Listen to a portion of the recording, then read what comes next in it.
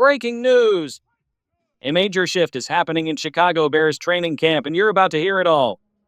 With just 5 practices in, one thing is clear. Big names are emerging, and some surprises are already turning heads. Who's rising? Who's falling? And could we already have a new face challenging for WR1? But before we dive into the latest camp buzz, make sure to subscribe, like the video, and smash that bell icon so you never miss a single Bears update. Let's move on to the news that every Chicago fan needs to hear. Bears training camp are early standouts and surprises. Training camp is heating up, and even though we're just 5 practices in with only 1 in full pads, patterns are beginning to form. Rome Odunze rising fast. Let's start with wide receiver Rome Odunze. He may have entered the league quietly, but he's making plenty of noise now. Despite being in the same draft class as top pick Caleb Williams, Rome isn't staying in the shadows. He's had an impressive start, not just running routes, but winning jump ball battles and building clear chemistry with Caleb. One moment stood out, a back shoulder fade from Caleb to Rome in the red zone, high pointed, hauled in, touchdown, classic. Last year, Rome caught 72% of contested passes as a rookie. This year, he's already looking stronger, sharper, and more confident. Don't be surprised if he starts pushing DJ Moore for the top spot on the depth chart. Who's WR1 this season? Let's hear it from you. Type DJ if you believe DJ Moore remains the top guy. Type Raro if you think Rome Odunze is on the rise and ready to take over. Honestly, either one could be the guy. The way this offense is shaping up, both are going to get plenty of action. Ozzy Trapilo making moves at left tackle. Another early winner, rookie offensive tackle Ozzy Trapilo out of Boston College. He's been turning heads since day one. In both padded and non-padded practices, he's taken first-team reps at left tackle ahead of more experienced names like Braxton Jones. Yes, it's early and this battle is far from over, but getting that first look with the starters matters. It shows trust. It shows potential, and right now, Trapilo is a slight edge in a 3-man competition that's just heating up. Training camp battles heating up for the Bears. Let's talk about the left tackle competition because there's something interesting developing, even if it's still early. Rookie Ozzy Trapilo has quietly been getting the first-team reps. Not just once on the first day of camp, and again when the pads finally came on. That's not a coincidence. The Bears coaching staff is clearly giving him a real shot at winning this job. Now let's be honest, no one's locked anything up yet. This is still a 3-man race, but from what we've seen so far, Trapilo's holding his ground. He's not flashy, but he's steady, and when a rookie gets these early reps, especially in the trenches, that means something. Grady Jarrett, veteran presence, real impact. The Bears made a smart move adding Grady Jarrett this offseason. And already he's proving he's more than just a veteran voice in the locker room. In the very first padded practice, he generated multiple pressures, pushing past the starters on the offensive line. Even before the pads came on, he looked sharp. But the real judgment begins when the hitting starts. Jarrett showed he's still got juice. He's not here just to coach up the young guys. He can still play and produce on Sundays. And if Gervon Dexter keeps trending upward like he did last season, the Bears could suddenly have a serious interior threat on the defensive line. That's huge, especially if edge pressure remains inconsistent. Yes, Montez Sweat is expected to be a force again. But with injuries already affecting depth on the edge, the Bears may need that disruption to come from the inside. Jarrett and Dexter together, that combo could be a difference maker. Tremaine Edmunds, time to level up. Let's shift to linebacker. Tremaine Edmunds has the physical tools, size, speed, power. That's never been the issue. But now, in this new defensive scheme, it might finally click for him. First play of training camp, he picked off Caleb Williams. That's not just a nice highlight, that's a signal. Coaches believe this system will allow him to play faster, more freely, and with more control. His instincts have been questioned before, fair enough, but if this scheme simplifies things and lets him play downhill, Edmunds could become the playmaker this defense needs. And lining up next to TJ Edwards, the model of consistency, that could be the perfect pairing of talent and reliability. Training camp stock watch, Swift on the rise. Let's keep it rolling with more takeaways from a strong opening week at Bears camp. One name that's standing out, D'Andre Swift. There's a different energy to him this year.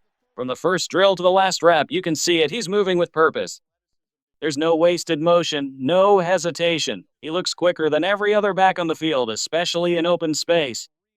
We've always known Swift had the speed, but this version of him, it's sharper, more focused. He's cutting harder, attacking lanes with confidence. And there's a noticeable improvement in how decisive he's being between the tackles, something that's been inconsistent in the past. According to the coaching staff, Swift is playing like someone who took last season personally. And that matters. Motivation plus talent, that's a dangerous combo. Now factor in a much improved offensive line and a scheme that finally fits his skill set, and suddenly we might be looking at a breakout season. Would it really be that surprising if Swift flirted with 1,500 total yards this year?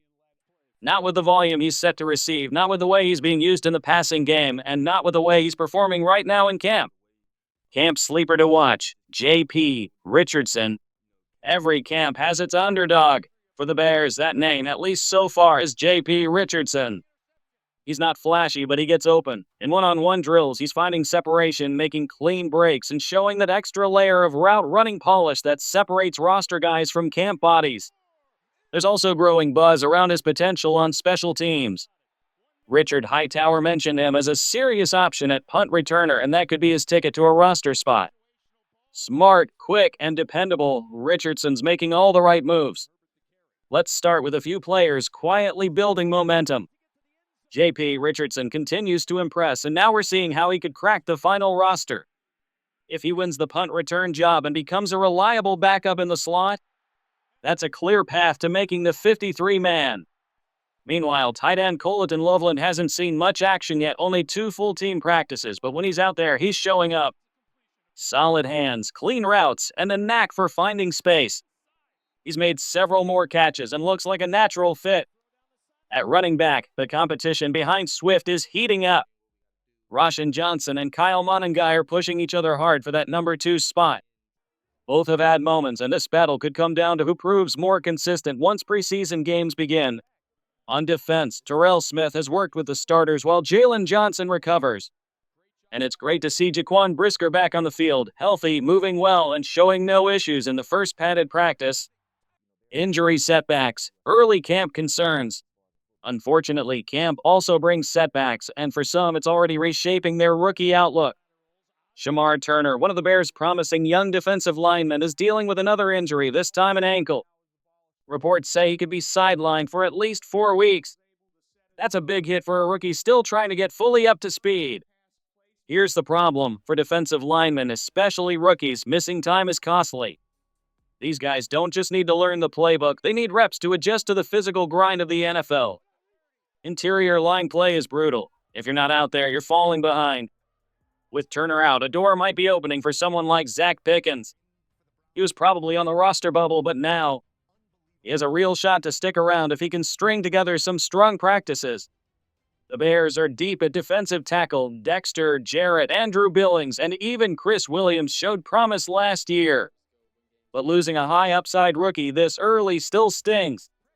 It also likely means Turner won't play in any preseason games, and that's a missed opportunity for live reps he really needed. Luther Burton's return, a step forward but still catching up. Let's talk about Luther Burton 3, because his return to the field is a step in the right direction, but it's also a reminder of how much ground he still needs to cover. Yes, he suited up for the first padded practice, and that's encouraging.